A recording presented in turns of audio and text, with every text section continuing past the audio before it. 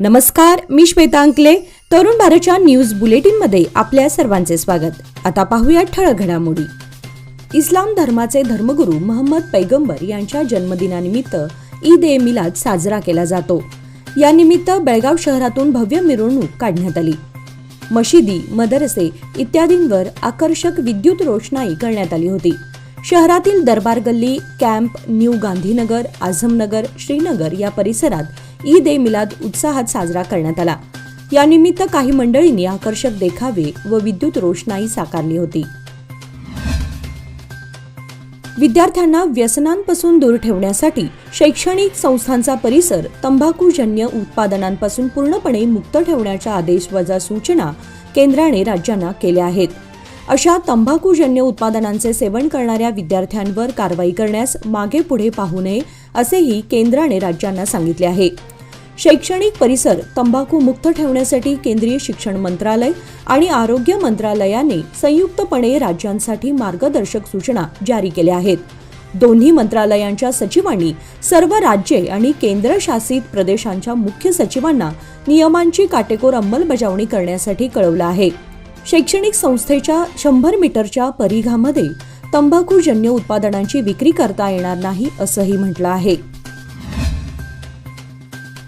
जमिनीच्या वादातून दुचाकीवरून जाणाऱ्या एकाचा विठ्ठल रामगोनट्टीचा खून करण्याचा प्रयत्न झाला, पण मोटारीने दुचाकीला धडक दिल्यानंतर त्या मोटारसायकलवर असलेल्या भलत्याचाच खून झाल्याचा प्रकार हुक्केरी तालुक्यातील होसूर येथे घडला आहे. विठ्ठल जोताप्पा रामगोनट्टी वय 60 असं खून झालेल्या व्यक्तीचं नाव आहे. गावातील 2 कुटुंबांमध्ये जमिनीचा वाद होता. जमिनीच्या वादातून एक जण व आणखी एक जण आणि विठ्ठल असे तिघे मोटारसायकलवरून घरी जात होते. यावेळी जमिनीच्या वादातील सिद्धाप्पा नामक व्यक्तीचा खून करण्यासाठी त्याच्यावर मोटार घालून मारण्याचा डाव तयार होता. त्याला गाठून मोटारसायकलवर मोटार घालण्यात आली. रात्रीच्या वेळी 11 वाजता ही घटना घडली. मोटारसायकलवरील विठ्ठल हा ठार झाला तर सिद्धाप्पा याचा बचाव झालाय.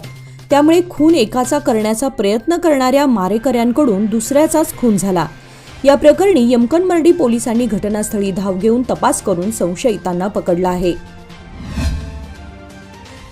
आत्महत्येसाठी उंच पुलावरून कृष्णा नदीपात्रामध्ये उडी मारणाऱ्या 30 ते 40 वर्षीय विवाहितेला युवकाने वेळीच धाडस दाखवून वाचवलं आहे. ही घटना आज रविवारी सकाळी अथनी येथील कृष्णा नदीच्या दरुरा पुलावर घडली. आत्महत्या करण्यासाठी नदीत उडी मारल्यानंतर शेगुणाची गावातील प्रशांत गस्ती या युवकानं नदीमध्ये उडी घेऊन दोरीच्या सहाय्याने महिलेला बाहेर काढले. ही महिला अथनी तालुक्यातील तीर्थ गावातील असल्याची माहिती असून आत्महत्येचं नेमकं कारण अद्याप समजू शकलं नाही.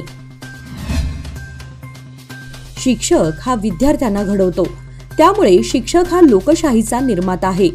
शिक्षक भावी पिढीचे मार्गदर्शक आहेत. त्यामुळे आपल्या देशात सुद्धा शिक्षकांचा सन्मान झाला पाहिजे. शिक्षकांना सरकार अनेक सक्तीची कामे लावून शिक्षकांना अनेक अशैक्षणिक कामांना जुंपलं जात आहे. सध्या प्राथमिक शिक्षणाचा दर्जा खालावलेला दिसतोय, असे मत लोकमान्य सोसायटीचे संस्थापक चेअरमन, तरुण भारतचे सर्वेसर्वा डॉक्टर किरण ठाकूर यांनी व्यक्त केले. जांबोटी येथील बाबूराव ठाकूर महाविद्यालयात लोकमान्य सोसायटी आणि लोककल्प फाउंडेशनच्या वतीने आयोजित करण्यात आलेल्या शिक्षकांच्या एकदिवसीय शैक्षणिक कार्यशाळेच्या उद्घाटन समारंभात अध्यक्षस्थानावरून ते बोलत होते. यावेळी गट शिक्षणाधिकारी श्रीमती राजश्री कुडशी, जांबोटी ग्रामपंचायतीच्या अध्यक्षा लक्ष्मी तळवार, लोककल्पचे चेअरमन अजित गरगट्टी, लोकमान्यचे संचालक पंढरी परब, किरण गावडे आदी उपस्थित होते. बेळगावच्या नियोजित रिंग रोड संदर्भातच्या हालचाली गतिमान झाल्या आहेत. लोकसभा निवडणुकीच्या आधी केंद्रीय बांधकाम मंत्री नितीन गडकरी यांच्या हस्ते रिंग रोडच्या कामाचं भूमिपूजन झालं आहेच. शिवाय आता गतिशक्ती योजनेशी संबंधित बैठकीतही याबाबत महत्त्वाची चर्चा झाली आहे. त्या बैठकीमध्ये कर्नाटकातील बेळगावचा रिंग रोड व तुमकूर येथील चौपदरी बायपास महामार्ग या 2 प्रकल्पांबाबत चर्चा झाली. बेळगाव शहरातील वाहतूक कोंडीवर उपाय म्हणून रिंग रोड तयार केला जाणार आहे. लवकरच या प्रकल्पाला चालना मिळणार असल्याचे संकेत आहेत. करवीर निवासिनी श्री अंबाबाई देवीच्या चरणी गेल्या 2 महिन्यात 1,84,04,070 रुपयांचे दान भाविकांनी अर्पण केलं आहे. गेल्या काही महिन्यांपासून दर महिन्याला किंवा 2 महिन्यातून एकदा दानपेट्या उघडल्या जातात. गेल्या 4 दिवसांपासून देवीच्या दानपेटीच्या मोजदादीचे काम सुरू होते, ते आज पूर्ण झाले. बुधवार दिनांक 18 पासून दानपेटीची मोजदाद सुरू झाली. शनिवारी या 4-5 दिवसांमध्ये असे एकूण 1,84,04,070 रुपयांचे दान करवीर निवासिनी श्री अंबाबाईच्या चरणी भाविकांनी अर्पण केलेत. अनेक ठिकाणी वीज खांबावरील वायर आणि फ्यूजा लोंबकळत असतात. यामुळे अपघाताचा धोका असतो. किर्लोस्कर रोड येथील रस्त्याच्या मध्यभागी पथदीप आहे, पण या पथदीप दुरुस्ती झाल्यानंतर कर्मचाऱ्यांनी खांबामधील असणारी फ्यूज व वायर झाकण न लावता उघड्यावर ठेवली आहेत. यामुळे विजेचा धक्का बसण्याचा धोका निर्माण झालाय. या मार्गावर अनेक मुख्य बाजारपेठ असल्याने दररोज असंख्य नागरिकांची ये-जा सुरू असते. यामुळे वीज खांब्यावरील या उघड्यावर असणाऱ्या आणि लोंबकळणाऱ्या वायर तसेच अन्य साहित्य धोकादायक बनलं आहे. यासाठी संबंधित खात्याच्या कर्मचाऱ्यांनी तत्काळ येथील वीज खांबामधील उघड्यावर असणाऱ्या वायर्स आणि फ्यूज असलेला बॉक्स त्वरित बंद करावा, तसेच संभाव्य धोका टाळावा अशी मागणी नागरिकातून होत आहे. कर्मचाऱ्यांच्या विविध मागण्यांची पूर्तता 27 सप्टेंबरपर्यंत न केल्यास संपावर जाण्याचा इशारा कर्नाटक राज्य मार्ग परिवहन महामंडळ कामगार संघटनेच्या संयुक्त कृती समितीने राज्य सरकारला दिला आहे.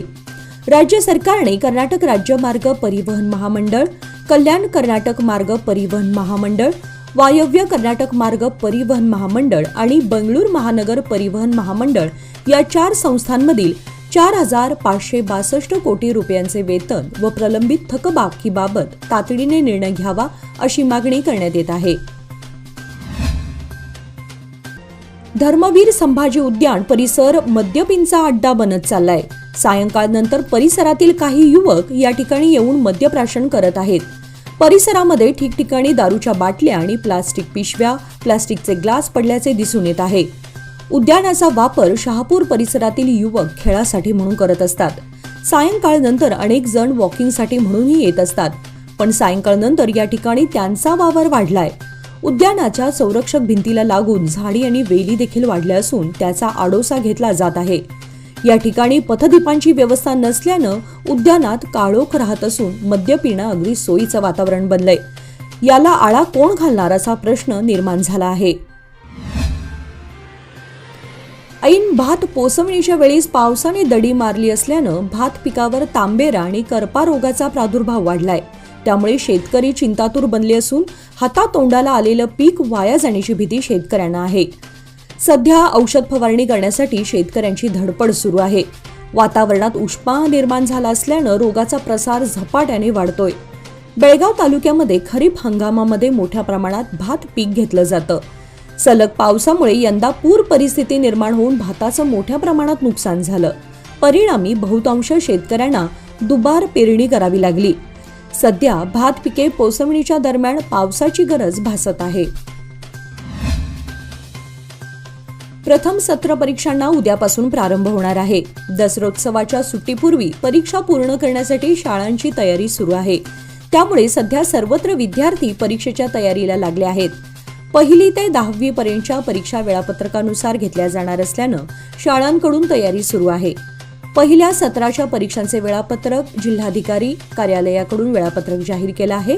जाहीर केल्यानंतर परीक्षा घेतल्या जाणार आहेत. सप्टेंबर अखेर परीक्षा पूर्ण व्हाव्यात अशा पद्धतीने परीक्षांचे नियोजन केले जात आहे.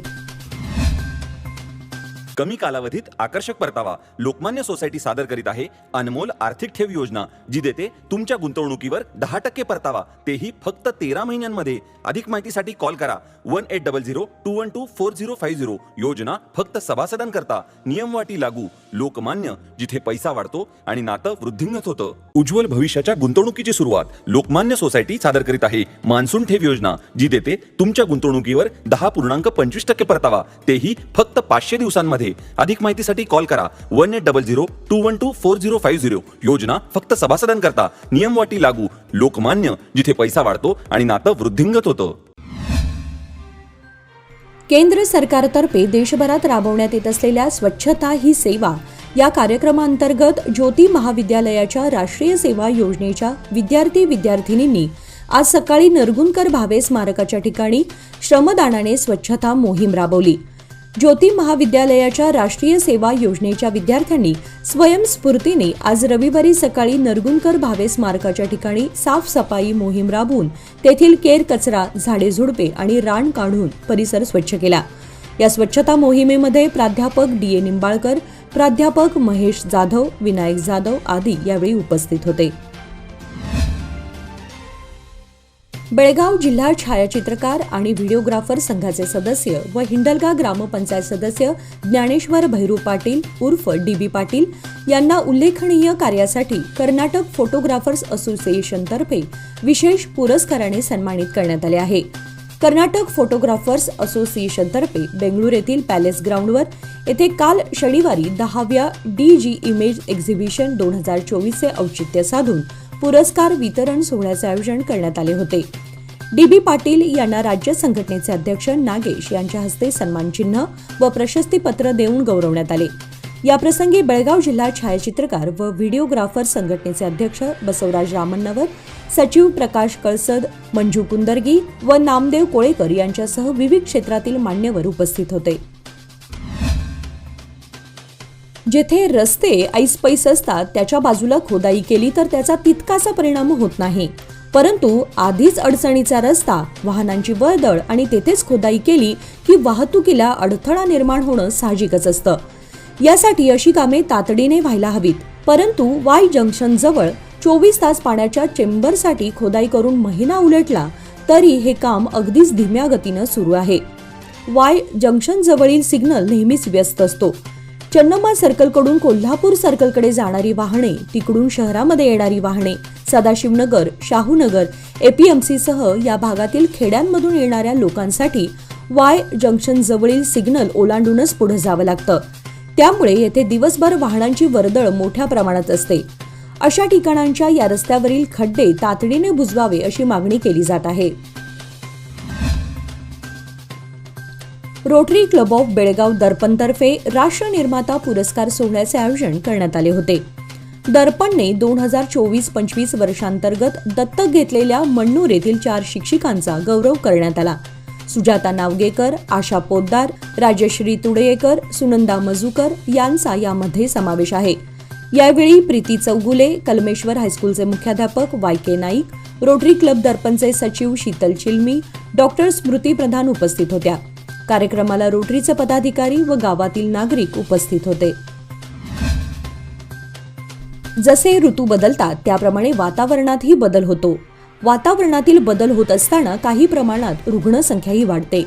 प्रतिकारशक्ती कमी असणाऱ्या अधिकतर व्यक्तींना अशा वातावरण बदलाच्या वेळी विविध आजारांना सामोरं जावं लागतं. सध्या पावसाळा संपत आल्याचं चित्र आहे. काही वेळा ढगाळ वातावरण आणि वातावरणात होणारे बदल यातून उष्णता देखील वाढत आहे. परिणामी प्रत्येक दिवशी थंडी, पाऊस आणि उष्णता अशा तिन्ही वातावरणाचा अनुभव घ्यावा लागत आहे. याचाच परिणाम म्हणून वातावरण बदलातून दूषीकरण वाढत चाललं आहे. यामुळे रुग्णसंख्या झपाट्याने वाढत असून सरकारी बरोबरच खासगी रुग्णालयात देखील उपचारासाठी रुग्णांची गर्दी होत असल्याचं चित्र पाहायला मिळत आहे. माळभाग शिरगुप्पी येथील वृद्ध महिलेचे मानसिक संतुलन बिघडल्याने विहिरीमध्ये पडून मृत्यू झाल्याची घटना शनिवारी सायंकाळी 7च्या सुमारास उघडकीस आली. कृष्णाबाई विठ्ठल चव्हाण, वय 70 असं मृत वृद्ध महिलेचं नाव आहे. कृष्णाबाई या शुक्रवारी सकाळी घराबाहेर पडल्या होत्या, परंतु त्या घरी परत आल्या नाहीत. दरम्यान त्यांचा अर्जुनी बुदलमुख रस्त्यालगत असलेल्या पवार बंधूंच्या विहिरीमध्ये मृतदेह आढळून आला. या घटनेची माहिती निपाणी शहर पोलिसांना देण्यात आली. त्यानुसार निपाणी शहर पोलीस ठाण्यांच्या उपनिरीक्षक उमादेवी व त्यांच्या सहकाऱ्यांनी घटनास्थळी भेट देऊन पंचनामा केला. विद्यार्थी भत्ता, विवाह अनुदान, मातृत्व भत्ता द्यावा, मृत्यू पश्चात कुटुंबाला लाभ मंजूर करावा. बांधकाम विभागातील सदस्यांना शासनाने अनेक सुविधा दिल्या आहेत, पण त्याचा लाभ मिळण्यास विलंब होतोय. अनेक ठिकाणीमध्ये बोगस कामगार कार्ड काढण्यात आलं आहे. त्यांची चौकशी करून योग्य लाभार्थीला त्रास होणार नाही याची दखल घ्यावी, अशा विविध मागण्यांची पूर्तता करावी. यासाठी C2 बांधकाम संघटनेच्या पदाधिकाऱ्यांनी निपाणीमध्ये मोर्चा काढून निवेदन देण्यात आले. दुचाकीवरून आलेल्या दोघा भामट्याने पोलीस असल्याचं सांगून पारुबाई महादेव खोत वय 55 राहणार शिवाजीनगर पहिली गली या वृद्ध महिलेचे 3 लाख रुपये किमतीचे 4 तोळ्याचे दागिने लंपास केल्याची घटना घडली आहे. या घटनेची नोंद बसवेश्वर चौक पोलीस स्थानकात झाली आहे. राज्य सरकारच्या वतीने लोकांच्या समस्या निवारणासाठी नागरिक जिल्हा केंद्रामध्ये न येता त्यांच्या समस्यांचे निराकरण करण्यासाठी अधिकारीच तालुका स्तरावर जाऊन त्यांच्या समस्या जाणून घेऊन त्या सोडवण्याकरिता जनस्पंदन कार्यक्रमाचे आयोजन करण्यात येत आहे. लोकांनी आपल्या समस्या आमच्यासमोर मांडाव्यात, त्या सोडवण्यासाठी प्रयत्न करण्याचा भरोसा जिल्हाधिकारी मोहम्मद रोशन यांनी दिला. याचबरोबर आजचे बातमीपत्र इथे संपले. अधिक माहिती आणि ताज्या घडामोडींसाठी पाहत रहा तरुण भारत न्यूज चॅनल. तसेच आमच्या चॅनलला लाईक, शेअर आणि सबस्क्राईब करायला विसरू नका. आणि विश्वासार्ह बातम्यांसाठी दररोज वाचा दैनिक तरुण भारत. धन्यवाद.